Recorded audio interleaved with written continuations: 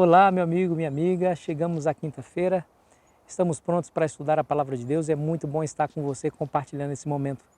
Obrigado porque você também tem propiciado oportunidade de outras pessoas também terem conhecimento da Palavra de Deus por meio de um simples ato de compartilhar esse vídeo. Se você ainda não compartilhou, eu vou animar você a compartilhar, tá bom?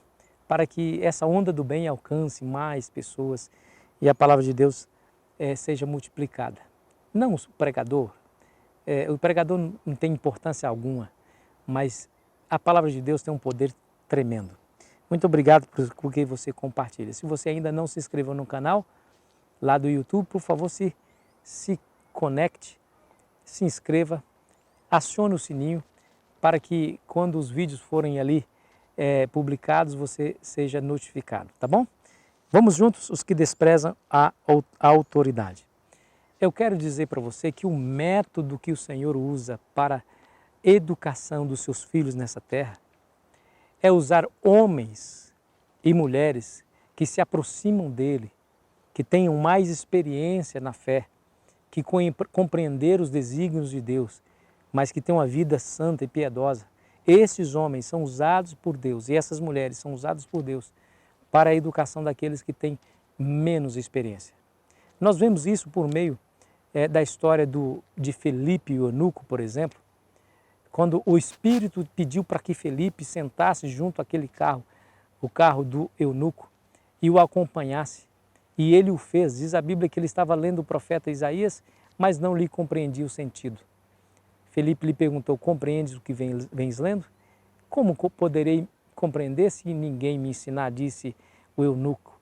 E a partir daquele momento, Felipe sentou na carruagem e ambos, caminho afora, estudaram acerca de Jesus Cristo. É assim, Deus usa pessoas mais experientes na fé para auxiliar pessoas novas na fé. Eu gostaria de ler dois textos para vocês aqui. O primeiro se encontra em Hebreus capítulo 13 e o versículo 7, que diz assim: Lembrai-vos dos vossos guias, os quais vos pregam a palavra de Deus, e considerando atentamente o fim da sua vida, imitai a fé que tiveram. Lembrai-vos dos vossos guias, imitai a sua fé. Eles vos pregam a palavra de Deus como quem prestará contas. E o verso 17 do mesmo capítulo: Obedecei aos vossos guias e sede submissos para com eles, pois velam por vossa alma como quem deve prestar contas, para que façam isto com alegria e não gemendo, porque isso não aproveita a vós outro. Toda a autoridade, em especial a eclesiástica, foi constituída por Deus. Existe um texto e um pensamento bíblico que diz que aquele que rejeita o enviado acaba rejeitando aquele a quem o enviou. Jesus disse essas palavras. Os guias espirituais estão aí para ajudar você. Desrespeitar, ignorar, rejeitar a autoridade desses homens e mulheres é rejeitar a autoridade do próprio Deus, porque foi Deus quem os constituiu. É sobre esse assunto que nós iremos estudar hoje. É sobre isso que Paulo escreve no capítulo 2. Ele tem uma fortíssima advertência que eu gostaria de compartilhar com você, que está na segunda carta de Pedro, no capítulo 2. E o versículo 1 que diz assim, assim como no meio do povo surgiram falsos profetas, assim também haverá entre vós falsos mestres, os quais introduzirão dissimuladamente heresias destruidoras, até o ponto de renegarem ao soberano Senhor que os resgatou, trazendo sobre si mesmo repentina destruição. E muitos seguirão as suas práticas libertinas, e por causa deles será inflamado o caminho da verdade. E você sabe que esses falsos mestres, você sabe que mestre é aquele que educa, aquele que ensina. Esses falsos educadores, esses falsos mestres têm desvirtuado a igreja de Deus, não somente fazendo com que os membros acreditem em heresias, mas também fazendo com que a confiança dos membros diminua em seus líderes. Eu quero dizer para você que isso não é uma obra de Deus, isso é obra de Satanás. E nós não podemos deixar nos iludir com esse tipo de educação falsa. Meu amigo, o apóstolo Pedro tem uma advertência forte contra esses falsos mestres, quando eles dirigem a sua audiência a ignorarem as autoridades que o Senhor Deus instituiu. Veja o que está escrito no capítulo 2, versículo 10. Especialmente aqueles que, seguindo a carne, andam em imundas paixões e menosprezam qualquer governo, atrevidos, arrogantes, não temam difamar autoridades. Esses, todavia, como brutos e irracionais, naturalmente feitos para presa e destruição, falando mal daquilo em que são ignorantes, na sua destruição também hão de ser destruídos.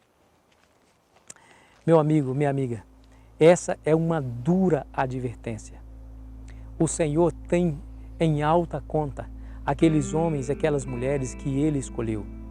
Você se lembra de Moisés? Deus havia escolhido Moisés, um ser humano, um pecador, mas Deus o havia escolhido. Deus havia colocado sobre ele o sinete da sua autoridade. E quando alguns da nação de Israel se levantaram contra Moisés, Deus agiu em punição contra aqueles rebeldes. Deus tem em suas mãos a sua liderança e tem em alta conta.